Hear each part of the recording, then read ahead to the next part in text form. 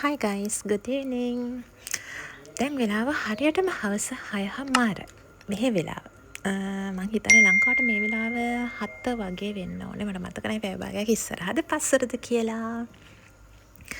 ඉතින් මං අපේ අක්කත් එක්ක අද මගේ දෙවෙනි ඕෆ් එක අපි දෙන්නම අද වෙලාවට ඕෆ් සාමාන්‍යයෙන් අපි කියලා තමයි ඕෆ් ඉල්ලගන්නේ. කියන්නේ අක්කට ඕෆ් නම් මමත් එදාට දවස් 3-4කට කලින් ඕෆ් එක රික්වෙස්ට් කරනවා. ඉතින් අපි අද තිරණය කරා ස්පා ජටයකට එන්න. හවස එතෙන්ට ලස්සනට සන්සෙට් එක පේනවා. මේ ඉන්නේ අපි දෙන්න. බලන්නකො කොච්චර ලස්සනයිද කියලා. අපි දෙන්න ඉතින් වීඩියෝ කරන්න කවුරුත් නැහැ. අපි දෙන්න ෆෝන් එක බිම තියලා අපි දෙන්න ඇවිදිනවා.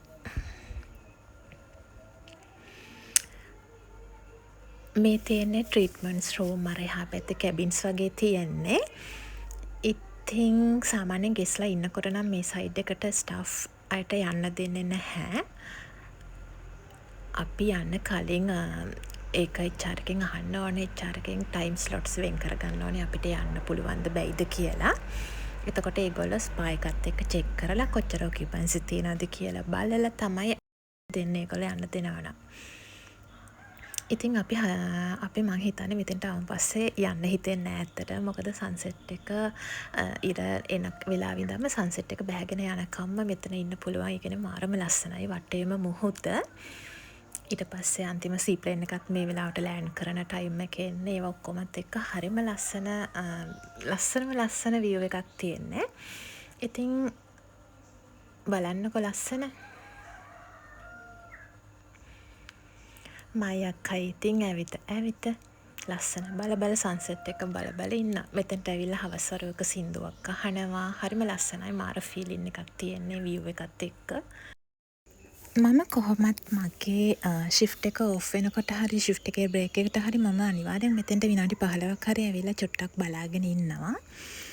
ඒ කියන්නේ ඉර හවස එන වෙලාවේ ඉඳන්ම සන්සෙට් එක එනකම්ම හරිම ලස්සන view එකක් තියෙන නිසා මම මගේ වැඩවල තියෙන බිසි මගේ ඔෆිස් එක හරිම බිසි. මොකද ගෙස්ලාගේ ඔකියුපන්සිත් එක්ක මම ඉන්නේ රිසර්වේෂන් සයිට් එකේ. බිසි නිසා මගේ ඔළුව පොඩ්ඩක් ස්ට්‍රෙස් වෙන වෙලාවට මම කොහොමත් සන්සෙට් view එක බලන්න එනවා ජැටියකට.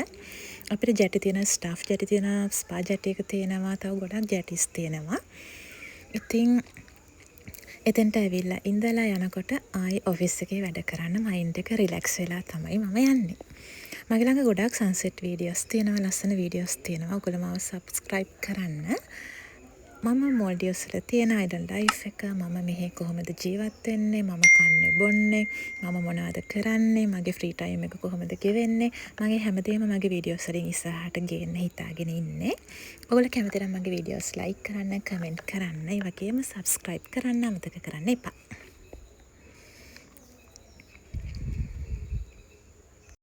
දැන් මොල්ඩියස් වලට රිසෝට් එකකට වැඩට එන්න හිතාගෙන ඉන්න කවුරු හරි හිතනවා ඇති මෙහෙම හරිම ලස්සන ජීවිතයක් මෙහෙ තියෙන්නේ කියලා.